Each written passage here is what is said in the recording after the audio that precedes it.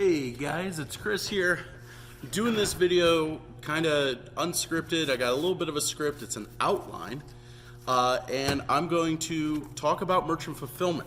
So up until last Q4, I had maybe done a dozen or so merchant fulfilled orders, maybe a few dozen over the years.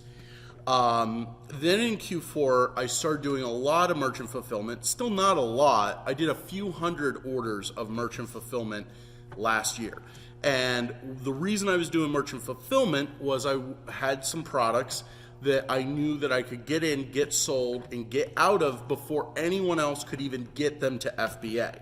So if you followed, like last year, Target had those Hide and Eek, I think was the brand, cat trees that looked like haunted cat scratchers and stuff.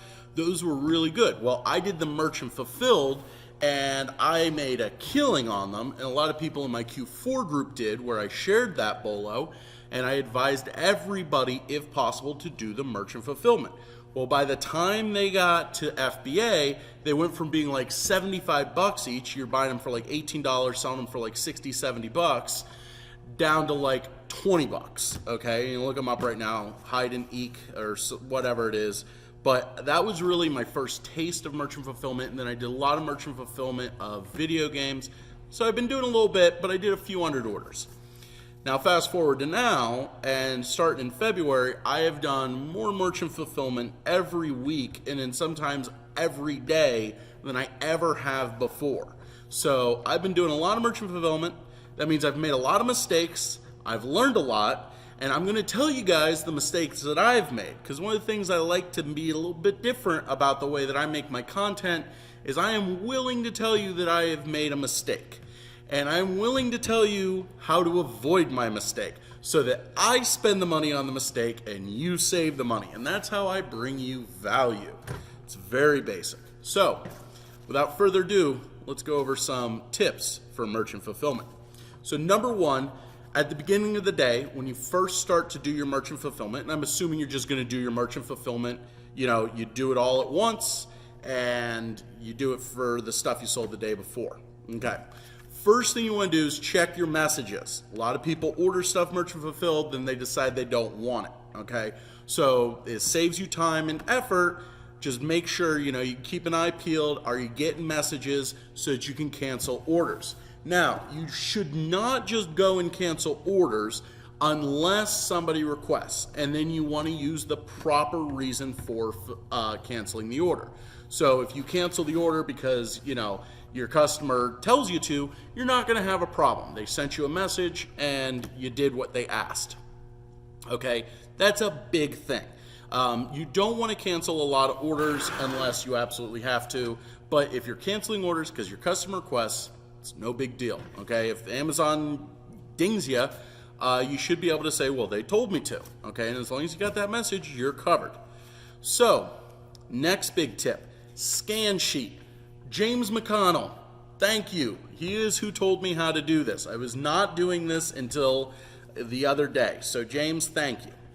So scan sheets, if you've never done eBay, is like, let's say you ship out like 20 items that you sold on eBay or Poshmark or Mercari. You buy the shipping through them. They have this option to make what's called a scan sheet. So what a scan sheet is like, let's say, so on Saturday, I prepped about 250 merchant fulfilled orders. Now, I could take them to the post office and they would have to scan each one individually. It's a big pain in the ass. Post office hates that. Or I can take them a scan sheet, which is one barcode they scan and it enters all of the tracking numbers as being received. Saves them a ton of money or time, saves me a ton of time. Didn't know you could do this. So here's how you do it. Go into orders, your drop down. You got to do it from your computer. Orders, then go to order report and then end of day. Okay, so on Saturday and Sunday, I came into the warehouse and I prepped orders. And then today, I prepped all my orders that I sold between Sunday night and Monday morning. Today is Monday. So what I did when I was done was I printed out the scan sheet for Saturday, the scan sheet for Sunday, and then I clicked on end of day and it says close out day. Okay, so that will end your day. Okay, and then you click on that and you print that out. Now there's a big form that they give you. All you need is the barcode. So if you just use I use Adobe Acrobat, just do a snapshot of just the barcode. That's all the post office needs. So you just print those out. I took those 3 labels over, and they ended up being able to accept like 500 packages in 3 scans. Saves so much time and money. James, thank you so much. Now, let's talk about some fraud, okay? Not us committing fraud. We don't do that. But customers, they did. So one of the things I see people talk about is they say, hey, my customer contacted me and said they didn't get the item, okay? What do I do? Well, right now, the U.S. Post Office, and they seem to be the most guilty of this, but UPS is doing it also. They are marking things as delivered and then delivering them the day or so after. I had several people message me on Friday say, hey, I never got my thing. So here's how I reply. And I was going to copy and paste my reply down. I just have this in like a Google Doc that I keep open. And when I get this message, I just paste in a standard reply. But my reply in your own words is, hey, the post office has been, don't use hey, that sounds so, to whom it may concern. I don't know, make it sound in your own voice. But here's what you want to say. Say, hey, I'm really sorry you haven't gotten that yet. I did check the tracking number. It does say that it's delivered. The Postal Service, or whatever service you used, is very backed up right now, and they have been marking some things as delivered when they are in fact not delivered, and then they get delivered in a day or two. They also may have delivered it to a neighbor's house.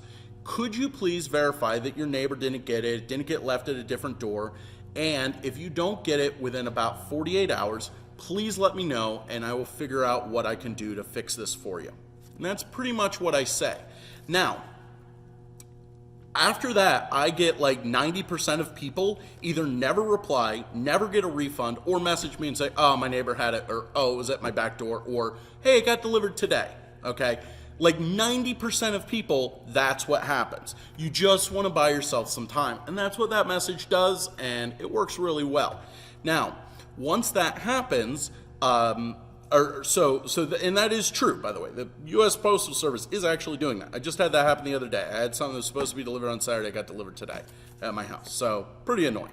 But that works really well, and about 90% of people are pretty honest, and they say, hey, I got it, or they just never follow up. So I assume they got it, or they forgot, which I don't really care.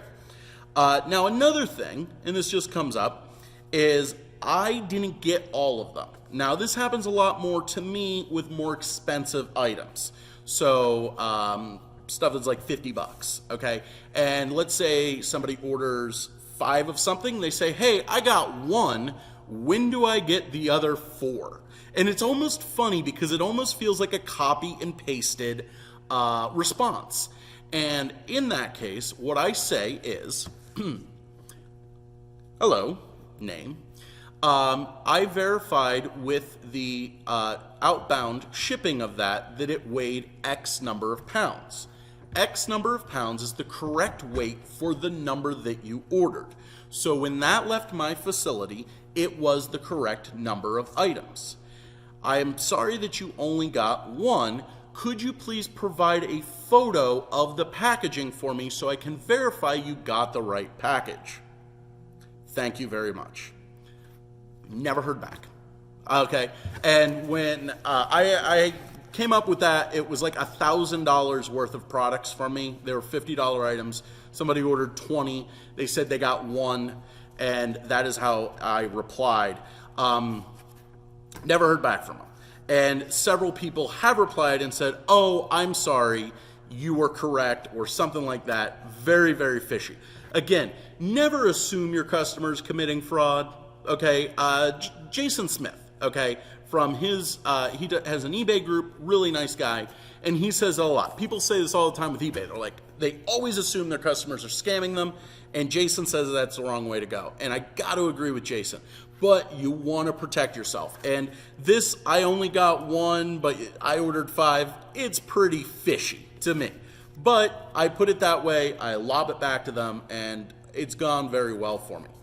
Now, another thing that's confusing to beginner merchant fulfillers is the phone numbers, okay? So it'll be some phone number and then an extension, very commonly, and people, if you search that on Google, I'm gonna crack open a Diet Coke. Okay, if you search that on Google, you're going to get like tons of like, that was a scam buyer. Well, here's the thing. What used to happen was, especially with private label sellers, they would take their order phone numbers and they would harvest them and then text message their customers to be like, hey, you ordered this, leave me feedback. This was like a few years ago. So what Amazon's done is they've actually given everybody, the customers, almost everybody now has a dummy phone number with an extension. There are some exceptions to that rule. I don't really know how that works, but almost all the people that you get orders from will have the same numbers, phone numbers. I don't know how many different phone numbers there are, but it's a phone number with a 6-digit or 5 or 4-digit extension. So if you see that, that's perfectly normal. Don't sweat it. Okay, now another thing that comes up is people that message you, they buy it, they message you, and they say, hey, I ordered with the wrong address, please send it here. Don't do that.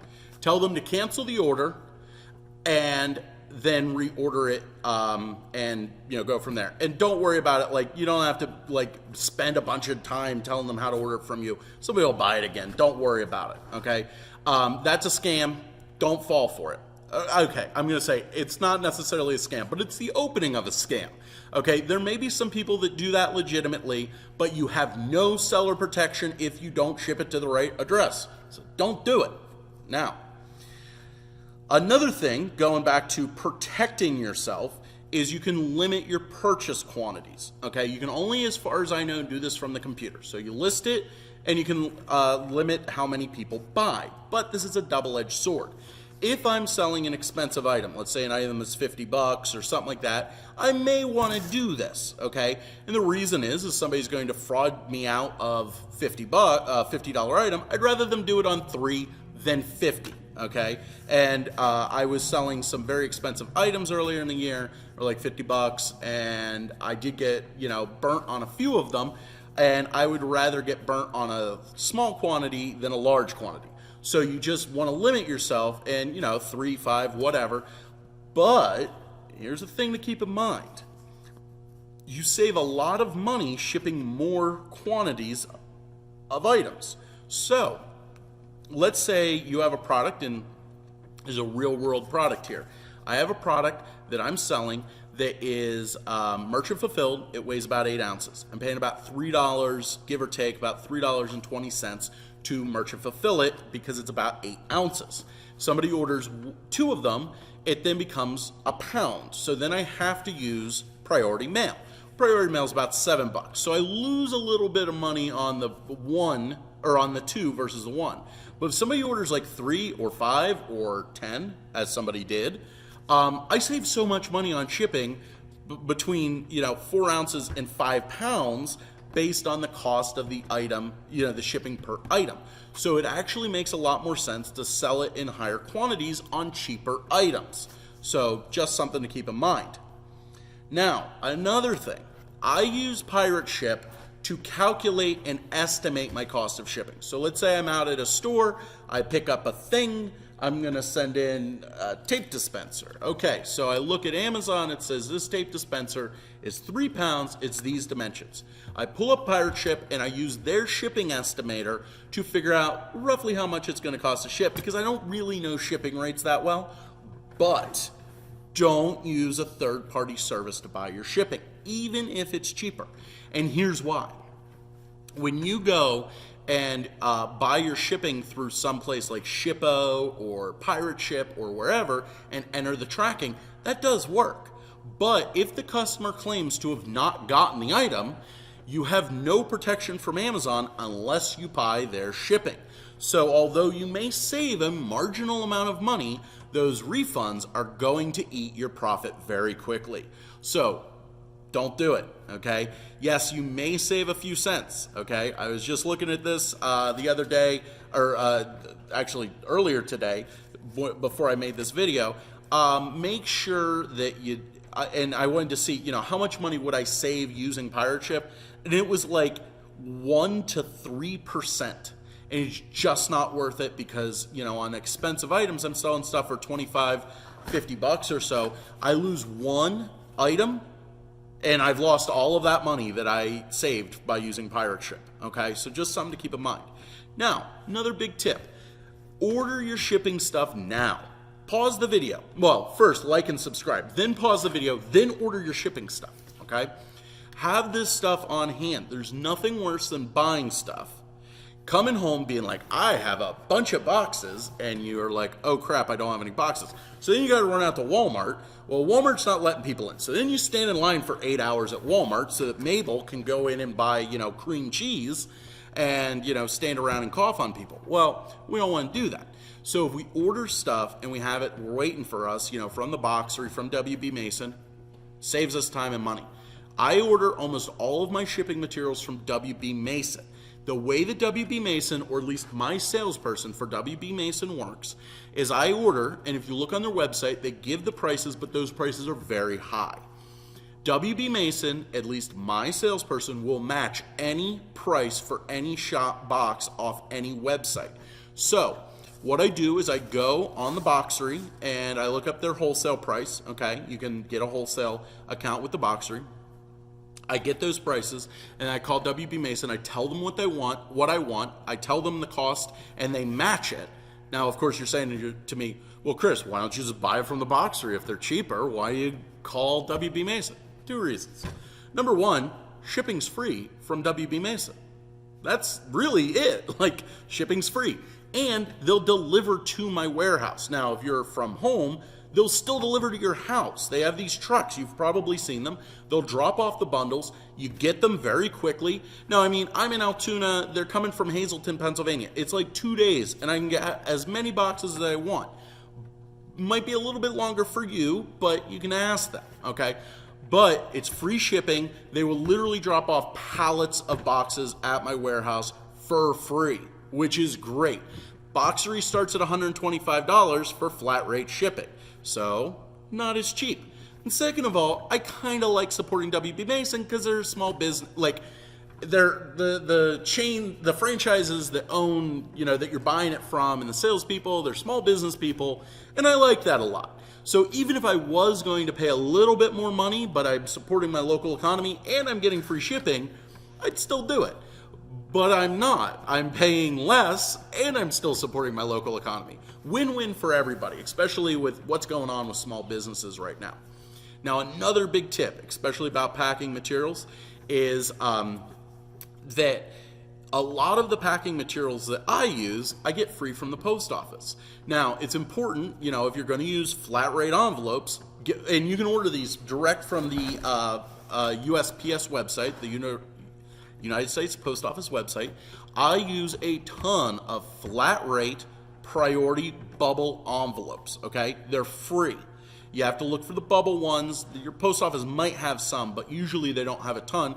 But I can order a couple hundred of them at a time from the USPS website. And we use a ton of those. Regional boxes are real good to have. Flat rate boxes are real good to have. When you look at the shipping cost, sometimes those are cheaper and you get a free box, okay? So not only are you saving money on your shipping, but you're saving money on your packing materials. Win-win.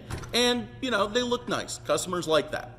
Another tip that I like to do is I don't like to reuse non-Amazon boxes, and I know some people do that for merchant fulfillment. If it's a blank box, I'll reuse it, especially if it's in really good shape. But for the most part, my biggest thing is you can see I got my racks of boxes. Well, these are mostly my outbound boxes that go on pallets or go small parcel delivery through UPS or whatever. But I also have a big stack of all the small Amazon boxes that I get that, little stuff comes in, and those are great for merchant fulfillment. I use a ton of those. So, keep these things in mind. Hopefully these save you some money, make you some money, and make merchant fulfillment a little bit more tolerable. It can be a challenge, especially if you're really ingrained in doing FBA like I am, but it can be very rewarding. There's a lot of money in doing merchant fulfillment right now, and I hope that this video helps you do it even better and make even more money. Anyway, guys, stay safe out there, okay? That's what's most important. Stay safe, make some money, and get people what they want from the grocery store. Talk to you later. Bye-bye.